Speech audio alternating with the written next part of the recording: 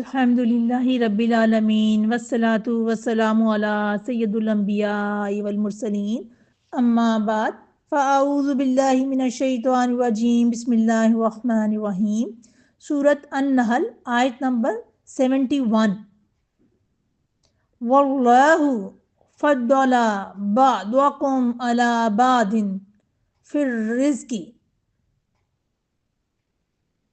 آیت کا ترجمہ ہے اور اللہ نے تم میں سے بعض کو رزق میں بعض پر فضیلت دی ہے۔ یہ آیت ہمیں زندگی کی ایک بہت بڑی حقیقت سمجھاتی ہے کہ رزق میں فرق اللہ سبحانہ تعالیٰ کی طرف سے ہے۔ کوئی امیر ہے، کوئی غریب، کوئی زیادہ کماتا ہے، کوئی کم، یہ سب اللہ کے فیصلے ہیں، کسی کی برتری یا کمتری کی دلیل نہیں۔ اللہ سبحانہ تعالیٰ فرما رہے ہیں کہ رزق کی تقسیم میں برابری نہیں رکھی گئی، کسی کو زیادہ دیا کسی کو کم، تاکہ انسان شکر سیکھے، انسان صبر سیکھے، معاشرے میں آزمائش ہو۔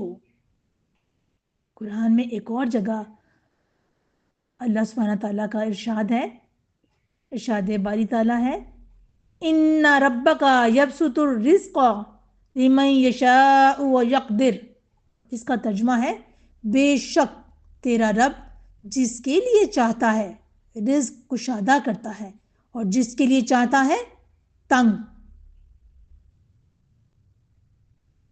مسلم کی حدیث میں آتا ہے کہ نبی صلی اللہ علیہ وسلم نے فرمایا اللہ تمہاری صورتوں اور مال کو نہیں دیکھتا بلکہ تمہارے دلوں اور اعمال کو دیکھتا ہے، یعنی زیادہ مال ہونا فضیلت نہیں بلکہ دل کا تقوی اصل فضیلت ہے۔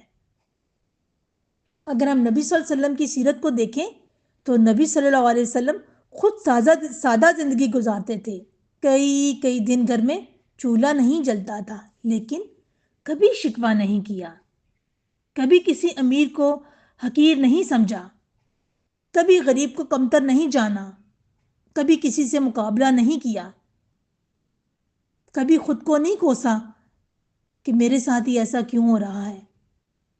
آپ صلی اللہ علیہ وسلم نے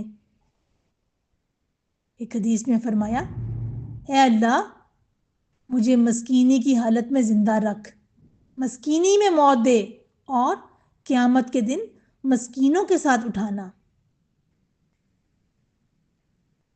ہم سیرت صحابہ کو دیکھیں تو حضرت عبد الرحمن بن عوف رضی اللہ تعالی عنہ بہت مالدار تھے، مگر تجارت میں دیانت، غریبوں پر خرچ، اللہ کا شکر، سب ان کی زندگی سے ثابت ہوتا تھا۔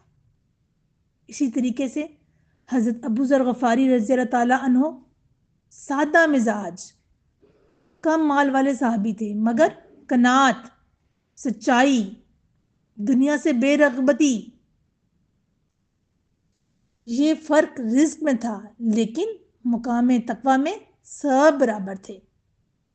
اگر ہم صحابیات کی سیرت کو دیکھیں تو حضرت فاطمہ الزہرا رضی اللہ تعالی عنہا، ان کے پاس کم سامان تھا مگر صبر، شکر، اللہ پر توکل، انہوں نے کبھی زیادہ رزق کی شکایت نہیں کی بلکہ اللہ کے فیصلے پر راضی برضا رہیں۔ ہمیں اس آیت سے بہت سے اصول ملتے ہیں، ہم اس کو پوائنٹ وائز دیکھتے ہیں۔ سب سے پہلے رزق اللہ کی طرف سے ہے، انسان کا کام کوشش ہے، دنیا اللہ کا اختیار ہے۔ دوسرا پوائنٹ، زیادہ رزق آزمائش ہے، یہ دیکھنے کے لیے کہ بندہ شکر کرتا ہے یا غرور، یا اس رزق کے اندر اپنے آپ کو اتنا مشغول کر لیتا ہے کہ زندگی کا مقصد ختم کر لے، اپنا بھول جائے اپنی زندگی کا مقصد۔ نمبر 3، کم رزق سزا نہیں بلکہ صبر اور قرب الہی کا ذریعہ ہو سکتا ہے۔ چوتھا پوائنٹ، کسی سے حسد نہیں کرنا، کیونکہ جو اللہ نے دیا وہ حکمت سے دیا اور اللہ کی حکمتیں اللہ ہی جانتا ہے۔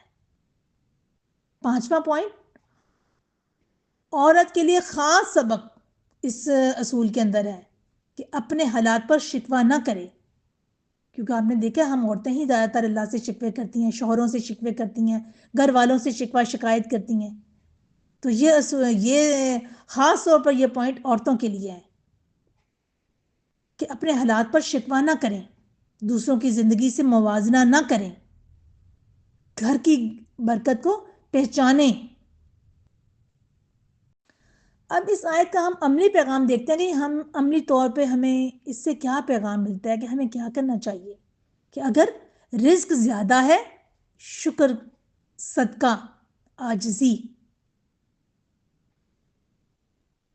اگر رزق کم ہے تو صبر، دعا، قناعت، اللہ کے فیصلے پر راضی ہونا ہی اصل ایمان ہے. ہم آخر میں اللہ سبحانہ تعالیٰ سے دعا کرتے ہیں کہ اے اللہ ہمیں اپنے دیے ہوئے رزق پر شکر گزار بنا دے، کم میں راضی برضا کر دے اور زیادہ میں عاجز بنا دے. آمین یا رب العالمین.